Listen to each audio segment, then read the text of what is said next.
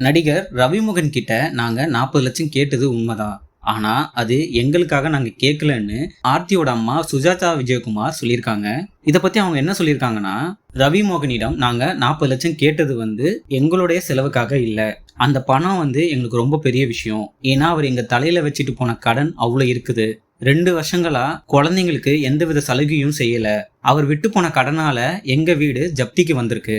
2 பசங்க அமெரிக்கன் ஸ்கூல்ல படிக்கிறாங்க. அவங்க 2 பேருக்குமே வருஷத்துக்கு ஸ்கூல் ஃபீஸ் மட்டுமே 86 லட்சம் ஆகுது. அத ரவிமோகன் தான் கொடுக்கணும் அப்படின்னு நீதிமன்றம் உத்தரவிட்டு இருக்கத நாங்க வரவேற்கிறோம். ஏன்னா அது எங்களுக்கு ரொம்பவே முக்கியமானது. ஆர்த்தி அப்புறம் அந்த 2 குழந்தைங்களும் ரவிமோகனை 2 வருஷமா சந்திக்கவே இல்லை. ஆனா இப்போ மாசம் ஒரு முறை சந்திக்கணும்னு சொல்லியிருக்காங்க.